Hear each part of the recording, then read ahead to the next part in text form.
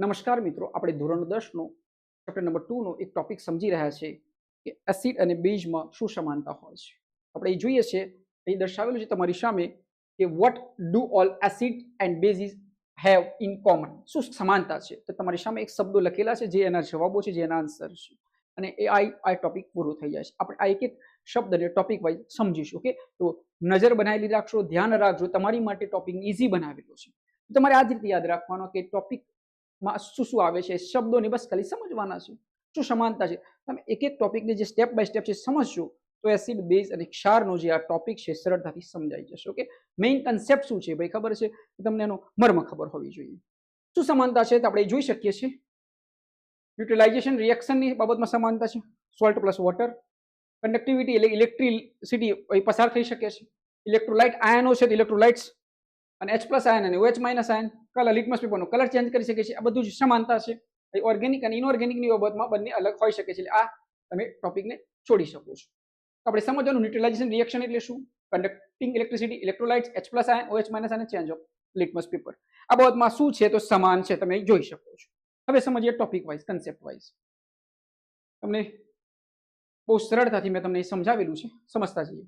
બધા એસિડ અને બેઝમાં સામાન્ય રીતે કઈ બાબતો સમાન જોવા મળે છે સમજો. તો આપણે એસિડ જોયું, આ H+ ion, OH- ion. H+ ion વિશે સમજીએ. H+ આયન તો એસિડ પાણીમાં ભળે ત્યારે H+ આયન આપે છે. એસિડ પાણીમાં ભળે ત્યારે કયો આયન આપે છે? H+ ion. H+ આયન આપે છે. આ થયો એક વાત. હવે OH- આયન ક્યારે આવે તો ભાઈ વાત આવશે હવે બેઝની. OH આવે એટલે બેઝ, OH આવે એટલે બેઝ. બેઝ પાણીમાં ભળે ત્યારે OH- આયન આપે છે. OH- આયન આપે છે. થઈ ગયા બે ટોપિક. 3 કન્ડક્શન ઇલેક્ટ્રિસિટી વિશે. એસિડ અને બેઝના જલીય દ્રાવણમાં આયનો હોવાથી H+ હોય કાં તો OH- હોય. આયનો હોવાથી વીજળી વહન કરે છે. વીજળીનું શું થાય છે? વહન થાય છે. એટલે શું થાય? ઇલેક્ટ્રિસિટી. Conducting electricity. આ બાબતમાં શું છે? સમાન છે. જોઈ લો. ઓકે, સમાન છે, જોઈ લો. સમજ્યા તમે ટોપિકને? એક એક ટોપિકને સમજો, આવડી જશે. કન્સેપ્ટને સમજો તો આટલી સમાનતા તો દેખાઈ ગઈ. H+ ion, OH- ion, conducting electricity. હવે જે નેક્સ્ટ તરફ, ઇલેક્ટ્રોલાઇટ્સ તરફ. એટલે શું થયું? H+ અને OH- જે આયનો છે ઇલેક્ટ્રોલાઇટ્સ. એસિડ અને બેઝ પાણીમાં આયનો બનાવે છે, તેથી તેઓ ઇલેક્ટ્રોલાઇટ્સ તરીકે વર્તે છે. ઇલેક્ટ્રોલાઇટ્સની બાબતમાં શું છે? સમાન છે. આ થયો એક ટોપિક ઇલેક્ટ્રોલાઇટ્સ વિશે. Change colour litmus. ખબર છે કે લિટમસનો કલર ચેન્જ કરે છે? તો હા, કરે છે ભાઈ. એસિડ અને બેઝ લિટમસનું રંગ પરિવર્તન કરી શકે છે. તો આપણને ખબર છે એસિડની અંદર બ્લુનું રેડમાં કન્વર્ટ થાય છે, બેઝનું રેડમાંથી બ્લુમાં કન્વર્ટ થાય છે. આપણને ખબર છે, આગળ આપણે સ્ટડી કરેલું છે. ઓકે, લિટમસ પેપર વિશે. તો આ બાબતમાં સમાન છે, change colour of litmus. Next જઈએ. ન્યુટ્રલાઇઝેશનની બાબતમાં સમાન છે. એસિડ પ્લસ બેઝ હોય તો સોલ્ટ પ્લસ વોટર બને છે. આને ન્યુટ્રલાઇઝેશન રિએક્શન કહે છે. થયું? તો આટલી બાબતોમાં શું છે? આટલી બાબતોમાં સમાન છે. તમને પ્રશ્ન પૂછાય તો આટલી વસ્તુ તમારે લખી દેવાની. ડન? તમે જોઈ શકો છો. હવે સમજીએ સ્ટેપ બાય સ્ટેપ જે કન્સેપ્ટ છે ને થોડી સરળ ભાષામાં. આ તો આખા ટોપિકનો સારાઈ પૂરો થઈ જાય છે. તમારે બસ ખાલી સમજવાનું હતું, જે મેં તમને થોડી જ મિનિટોની અંદર સમજાવી દીધું. ઓકે, કોઈ ગોઠવવાની જરૂર છે નહીં. હવે જુઓ એસિડ અને બેઝની સમાનતા અને હાઇડ્રોજન આયનો. એસિડ અને બેઝની સમાનતા અને હાઇડ્રોજન આયનો. જુઓ ફટાફટ આપણે સમજી લઈએ. એસિડ અને બેઝની સમાનતામાં હાઇડ્રોજન આયનો તો કીધું ને H+ આયન અને OH- આયનો વિશે, જે સૌપ્રથમ આપણે સમજ્યા. બધા જ એસિડ રાસાયણિક રીતે સમાન ગુણધર્મો ધરાવે છે, કારણ કે તેઓ જલીય દ્રાવણમાં હાઇડ્રોજન આયનો મુક્ત કરે છે. એસિડ આવે એટલે જલીય દ્રાવણમાં H+ આયન, H+ આયન. આયનો એસિડિક ગુણધર્મો માટે જવાબદાર છે. એ જ રીતે બધા બેઝ પાણીમાં ઓગળતી વખતે hydroxide ion, OH- ion, OH- ion મુક્ત કરે છે. તો બેઝ આવે એટલે OH- આયન મુક્ત કરે છે જલીય દ્રાવણમાં. એસિડ આવે તો H+ ion, H+ ion, H+ ion. Clear? Acid જલીય દ્રાવણમાં કયા આયનો મુક્ત કરે છે ભાઈ? H+ ion, H+ ion. આન્સરમાં જુઓ H+ આયન. બેઝ જલીય દ્રાવણમાં કયા આયનો મુક્ત કરે છે ભાઈ? બેઝ તો OH- ion, OH- ion. Done? હવે જઈએ નેક્સ્ટ સ્લાઇડ તરફ.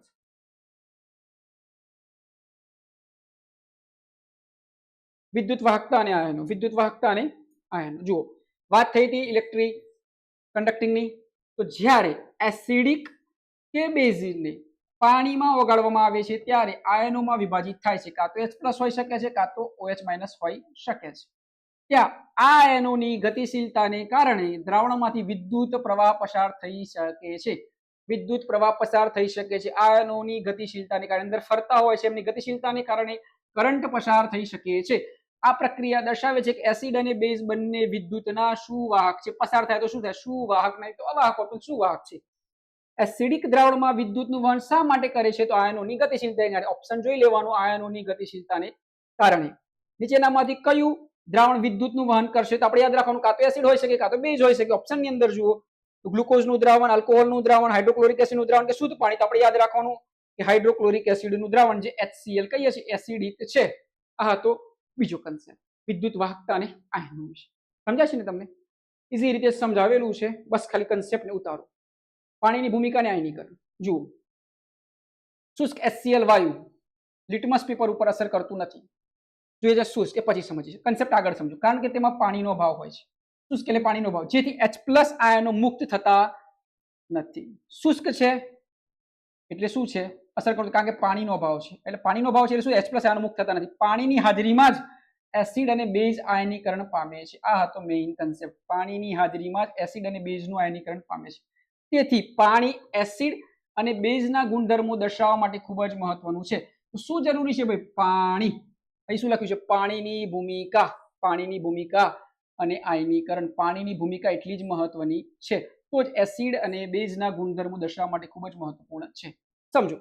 શુષ્ક HCl વાયુ લિટમસ પેપરનો રંગ કેમ બદલતું નથી? કેમ બદલતું નથી? કારણ કે પાણી છે નહીં. તે બેઝ છે, તેમાં H+ આયન ઉત્પન્ન થતા નથી. તો આ જવાબ છે. ઓકે, આ જવાબ છે. તેમાં H+ આયન ઉત્પન્ન થતા નથી.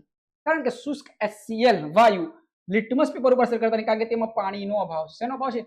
પાણીનો અભાવ છે. આપણે યાદ રાખવાનું કે પાણીનું હોવું જરૂરી છે. એસિડના ગુણધર્મો કયા માધ્યમમાં જોવા મળે છે? એસિડના ગુણધર્મો શુષ્ક વાયુ, ઘન પદાર્થ, જલીય દ્રાવણ કે શૂન્ય અવકાશ? તો જલીય દ્રાવણ. ઓકે, શુષ્ક સાથે તો કોઈ જોવા મળતું નથી. નેક્સ્ટ જઈએ આપણે આગળની તરફ.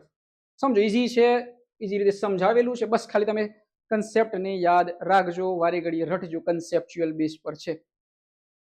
નેક્સ્ટ જઈએ. ક્ષારનું નિર્માણ અને તટસ્થીકરણ. આપણે તટસ્થીકરણ વિશે સમજાતા એક ટોપિક. જ્યારે એસિડ અને બેઝ એકબીજા સાથે પ્રતિક્રિયા આપે છે ત્યારે તેઓ ક્ષાર અને પાણી બનાવે છે. ઓકે, સોલ્ટ પ્લસ વોટર, જે આપણે આગળ ટોપિકમાં સમજાતા પહેલી સ્લાઇડની અંદર. તો સમજવાનું કે પ્રતિક્રિયા આપે છે, એસિડ હોય કાં તો બેઝ હોય, એકબીજા સાથે પ્રતિક્રિયા આપે તો શું બને છે? Salt plus water. આ પ્રક્રિયાને તટસ્થીકરણ કહે છે. એમાં એસિડના H+ અને બેઝના OH- આયનો જોડાઈને પાણી બનાવે છે. સમજાઈ ગઈ વાત? સમજો. એસિડ અને બેઝની પ્રક્રિયાથી શું ઉત્પન્ન થાય છે? Salt plus water. ઓપ્શન જુઓ. માત્ર ક્ષાર, ક્ષાર અને પાણી, માત્ર પાણી, હાઇડ્રોજન વાયુ? તોનો જવાબ છે ક્ષાર અને પાણી. Salt plus water. તટસ્થીકરણ પ્રક્રિયામાં કયા આયનો જોડાઈને પાણી બનાવે છે? H+ અને OH- આયનો. તો શું યાદ રાખવાનું? H+ અને OH- આયનો એનો જવાબ છે. તટસ્થીકરણ પ્રક્રિયામાં કયા આયનો જોડાઈને પાણી બનાવે છે, વોટર બનાવે છે? H+ અને OH- આયનો. આ હતો બીજો ટોપિક. ઈઝી છે, સમજી શકો છો. ઓકે, આગળ વધીએ. એસિડ અને બેઝની સાંદ્રતા. એસિડ અને બેઝને પાણીમાં ઉમેરતી વખતે સાવચેતી રાખવી જોઈએ, કારણ કે તે ઉષ્માક્ષેપક પ્રક્રિયા છે. પાણીમાં એસિડ ઉમેરવાથી દ્રાવણની સાંદ્રતા ઘટે છે. આ પ્રક્રિયાને મંદન કહે છે. પાણીમાં એસિડ ઉમેરવાથી, આ એક પાણી છે, આ એક એસિડ છે, એસિડનો બાઉલ, એમાં એસિડ ઉમેરવાથી, આ એસિડ છે અને આ વોટર છે. પાણીમાં, સોરી, અહીં સમજીએ.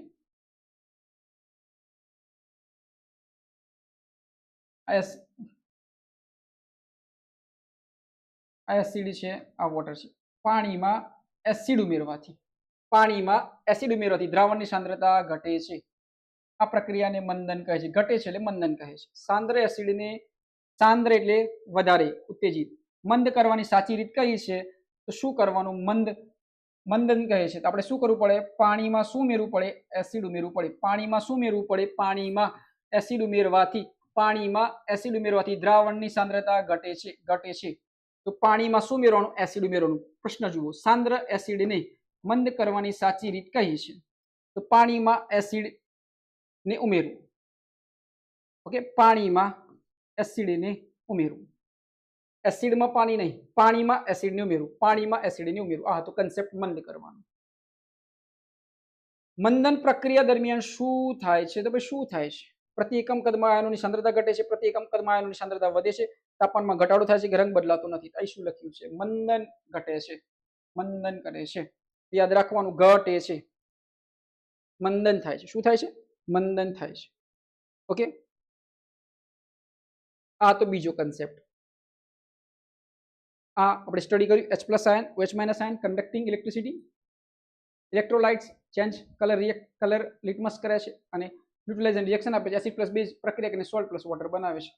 આ હતો ટોપિક કે એસિડ અને બેઝમાં શું સમાનતા છે. અમે આશા રાખીએ છીએ કે અહીંથી અમે તમને જે સમજાવી રહ્યા છે તમે સમજી રહ્યા છો અને તમે નોટ ડાઉન કરતા રહેજો, પ્રેક્ટિસ કરતા રહેજો અને ઇઝી છે. બસ તમારું માઇન્ડસેટ એવું રાખજો કે આવડી શકે છે. ઓકે, તમે અલગ અલગ પ્લેટફોર્મ પર જઈને બી આવા ટોપિકોને જોઈ શકો છો. અહીંથી અમારો પ્રયાસ રહ્યો છે કે અમે તમને સરળથી રજૂ કરી શક્યા છે. આવા જ ઇન્ટરેસ્ટિંગ ટોપિક માટે તમે અમારી ચેનલ સમજાવને લાઈક કરજો, સબસ્ક્રાઇબ કરજો અને શેર કરજો. પોતાની જાતને ચાહતા રહેજો અને પોતાની પર કામ કરતા રહેજો. બની શકે તો કુટેવોથી દૂર રહેજો, પોતાનો સમય પોતાના ઉપર ખર્ચ કરજો તો આવનારું ભવિષ્ય ઉજ્જવળ બની શકે છે. ફરી મળીશું એક નવા ટોપિક સાથે. ત્યાં સુધી જોડાયેલા રહો, સમજાવટ સાથે, પોતાના સાથે, પોતાની અંદર ડૂબેલા રહો.